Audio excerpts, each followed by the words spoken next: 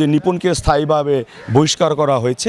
আলো আসবেই নামক একটি গ্রুপ ছিল যেটা বর্তমান ২৪-এর স্বাধীনতার বিপক্ষে ছিল, সেখানে সে বিবৃতি দিয়েছিল চলচ্চিত্র শিল্পী সমিতির পক্ষ থেকে। এই অপরাধের জন্য তাকে শোকজ করা হয়েছে, উত্তর দেয়নি। বহিষ্কার উজ্জ্বল একটা বিষয় আছে, কিন্তু শেখ সেলিমের সাথে তার হৃদ্রতা ছিল, তার সম্পর্ক ছিল, যে বৈধ বা অবৈধ আমরা বলবো না, তার কিন্তু একটা তকমা আছে, সে আওয়ামী লীগার, সে আমাকে চুমু দিতে চায়নি কখনো। যে নিপুণকে স্থায়ীভাবে বহিষ্কার করা হয়েছে এই ব্যাপারে কিছু কথা বলার জন্য।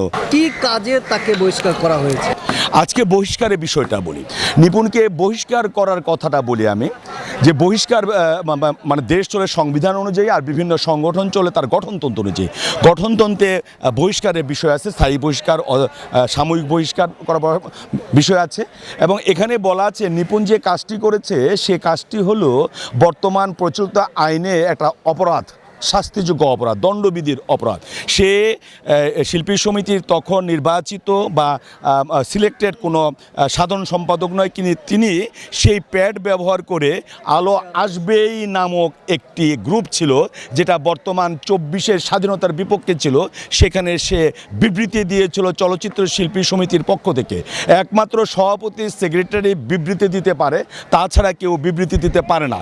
সভাপতি সেক্রেটারিকে আমরা নির্বাচন করে ভোট দিয়ে তাকে সে ম্যান্ডেট দিয়ে দেই যে সে ঘোষণা দিতে পারবে সকল শিল্পীর পক্ষ থেকে। কিন্তু যেখানে নিপুণ একজন নির্বাহী কমিটির সদস্য না, সে কিন্তু পারে না, এটা অপরাধ। এই অপরাধের জন্য তাকে শোকজ করা হয়েছে, উত্তর দেয়নি, সে তারপর তাকে স্থায়ীভাবে বহিষ্কার করা হয়েছে। বহিষ্কার উজ্জ্বল একটা বিষয় আছে, কিন্তু আমাদের এই গঠনতন্ত্রে বলা আছে পরে যদি সে ক্ষমা প্রার্থনা করে এবং কমিটি যদি সর্বসম্মতিক্রমে সিদ্ধান্ত নেয় বা সংখ্যাগরিষ্ঠতার আলোকে যে এই বিষয়টা সঠিক, তাকে হয়তো মাফ করে দিতে পারে। গত সরকার ছিল যে যাকে ফেসিবাদ বলা হচ্ছে, ওই সরকারের সবচেয়ে পাওয়ারফুল একজন ব্যক্তি শেখ সেলিমের সাথে তার হৃদ্রতা ছিল, তার সম্পর্ক ছিল, যে বৈধ বা অবৈধ আমরা বলবো না, সম্পর্ক ছিল। এবং সে কিন্তু সকল নির্বাচনী প্রচারণায় শুধুমাত্র তার সহকর্মী ফেরদৌসের নির্বাচনী প্রচারণায় সে বাংলাদেশের আওয়ামী লীগ যেখানে যেখানে দাঁড়িয়েছে সেখানে গিয়েছে। তার কিন্তু একটা তকমা আছে, সে আওয়ামী লীগার, তাই আওয়ামী লীগতে তার আসার সম্ভাবনা কম। এবং এটা আরও প্রতিষ্ঠিত করেছে যখন সবাই দেখছে যে যে আসছে, যে একটা নতুন বাংলাদেশ হতে যাচ্ছে। যেমন আমরা কিন্তু তার আগে গিয়ে ওদের সাথে একাত্মতা, আমি আমার ছেলেসহ একাত্মতা ঘোষণা করেছি। তখন কিন্তু সে আলো আসবে বলে যে একটা প্ল্যাটফর্ম ছিল, সেখানে এদের বিরুদ্ধে বলেছে। লন্ডন যাচ্ছিল, কিন্তু সিলেট এয়ারপোর্টে তারা আটকে দিয়েছে, তাকে অ্যারেস্ট করা হয়েছিল, কিন্তু পরে দেখা গেল তার বিরুদ্ধে কোনো মামলা নেই, তারপর তাকে ছেড়ে দেওয়া হয়েছে। কালকে মামলা নেই, আজকে যে মামলা হবে না তাও কিন্তু বলা যায় না। তাই তার আর এই গ্রুপে আসার কোনো সম্ভাবনা নেই। তাকে কোনো শাস্তি বা আইনের আওতায় আনা উচিত, আপনি কি মনে করেন? না, আইনের আওতায় আপনি কিভাবে আনবেন? যদি তার বিরুদ্ধে মামলা থাকে তাহলে মামলা সাক্ষী প্রমাণ নিয়ে তার শাস্তি হবে বা খালাস হবে।